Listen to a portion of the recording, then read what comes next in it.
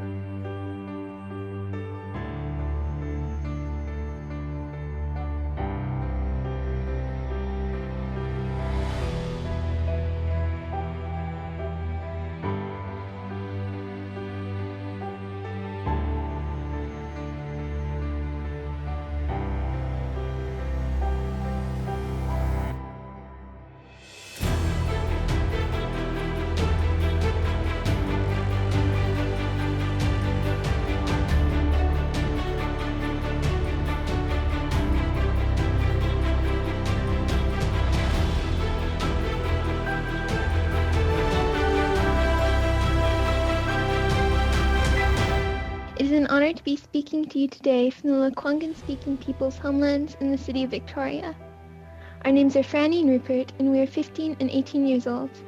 We are not climate scientists, industry leaders, or policy experts, but we are engaged citizens who care about the environment and environmental rights.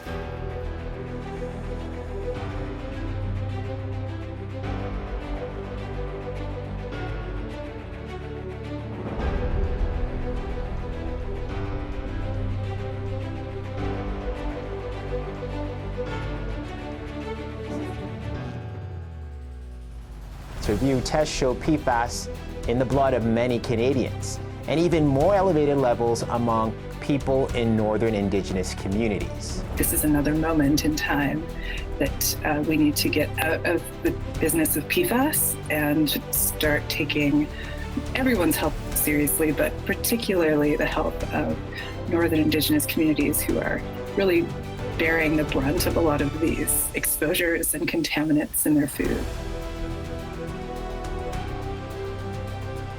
Lastly, I wish to speak strongly to support the watch list in Clause 20. The watch list acts like an early warning system that a substance may one day be determined to meet the definition of toxicity. Although it is not a regulatory list, the watch list lets chemical users know they are best to avoid these substances now, where possible, rather than face regulatory restrictions later. The watch list is an elegant way to get ahead of the toxic tide and avoid a regrettable substitution that can occur when another toxic substance replaces a restricted or banned substance. Our 11 organizations think it is vital to put the specific relationship of women to toxics into these deliberations. Women as a gender carry a heavy load in trying to negotiate how to reduce toxic exposures for our own health and that of our families, particularly our children. But this heavy load is much heavier for racialized women.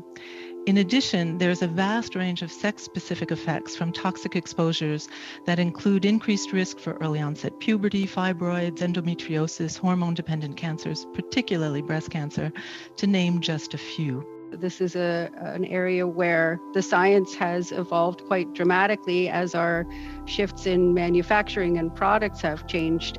So there is an emerging body of science that links exposure to microplastics with adverse human health outcomes. And they have now detected microplastics in blood samples. So we are seeing it very deeply in the human body.